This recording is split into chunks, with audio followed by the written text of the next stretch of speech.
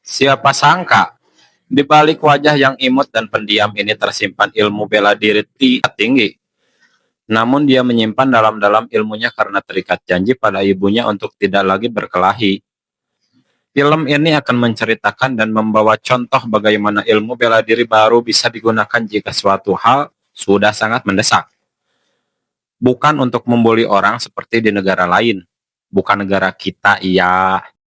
Inilah The Big Boss, film yang dirilis tahun 1971. Cerita diawali dengan kedatangan seorang pemuda bernama Cheng Chao-an, atau kita panggil saja Encuy, yang diperankan oleh Bruce Lee ke sebuah kampung di Thailand. Maksud kedatangan dia hanya ingin mencari pekerjaan sebagaimana mestinya seorang lelaki lain. Namun, sesaat dia beristirahat sebentar, dia dikejutkan dengan preman-preman yang membuat gaduh. Tak berserang lama, Encuy disambut dengan hangat oleh para sepupunya. Mereka bertukar cerita dan menceritakan sedikit kejanggalan saat bekerja di suatu pabrik es. Namun, Encuy tampak belum ngeh atau belum mengerti dengan keadaan itu. Besok harinya, Encuy dibawa oleh sepupunya yang bernama kita panggil saja Asep, ini orangnya, ke tempat mereka bekerja seperti biasa. Encuy tampak sopan dan berusaha menyesuaikan diri saat pertama kali bekerja. Saat hendak menurunkan balok es yang biasanya disorotkan ke bawah, secara tak sengaja balok es itu mengkol dan jatuh ke bawah. Nyaheum nya kaluhur. Dua sepupu menemukan bungkusan aneh yang mencurigakan di dalam balok es tersebut. Tapi mandor yang melihat kejadian itu langsung merebut dan menyuruh mereka kembali bekerja lagi. Saat hendak pulang, kedua sepupu Encuy yang tadi menemukan bungkusan aneh tiba-tiba dipanggil oleh manajer pabrik es. Malam harinya setelah kejadian mereka mendatangi manajer, mereka berdua pun hilang tanpa kabar. Asep, sepupu Encuy dan satu orang pekerja yang tak tahan dengan keadaan itu pun hendak menemui bos besar bernama Sami, ini bengetnya. Dan ya, pertarungan dua orang melawan anak buah yang lebih dari 5 orang pun tak terelakkan. Tebak apa yang terjadi? Ya, mereka kalah. Karena mereka bukan aktor Gen Z yang bisa melawan banyak orang sendirian.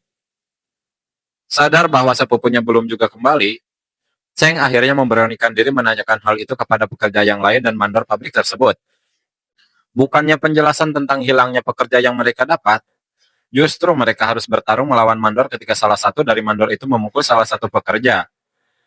Encuy di sini masih sangat hati-hati dan tetap tidak terpancing emosi.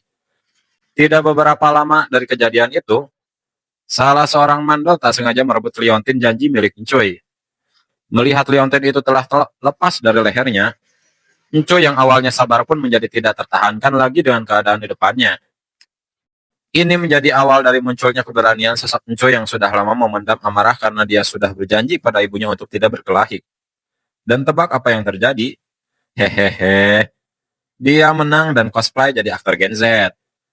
Mendengar bahwa Encuy bukan seorang pekerja biasa, bos besar pabrik itu langsung menargetkan perhatian kepada Encuy dan hendak memanfaatkan keahlian yang ia miliki. Malam hari setelah mengetahui keahlian Encuy, bos besar itu pun menyuruh sang manajer memberi jamuan kepadanya.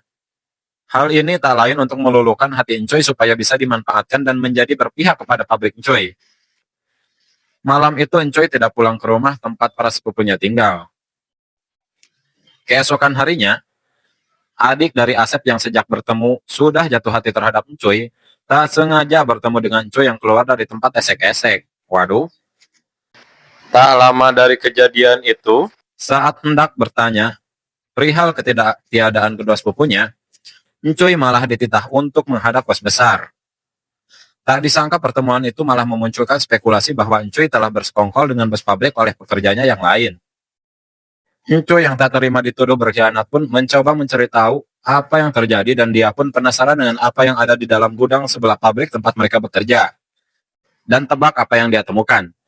Bongkahan es yang tak biasa, di mana di dalamnya ternyata ada bungkusan dan mayat-mayat yang selama ini mereka cari, termasuk mayat sepupunya, si Asep. Tak berlangsung lama setelah Encuy melihat semuanya, Datanglah para mandor untuk menghabisi Incuy yang sudah terlampau tahu kebenaran di balik public case itu. Bukan Bruce Lee namanya jika melawan Kroco saja kalah. Bahkan sekelas bos besarnya pun tak berkutik saat turun tangan langsung menghadapi Incuy.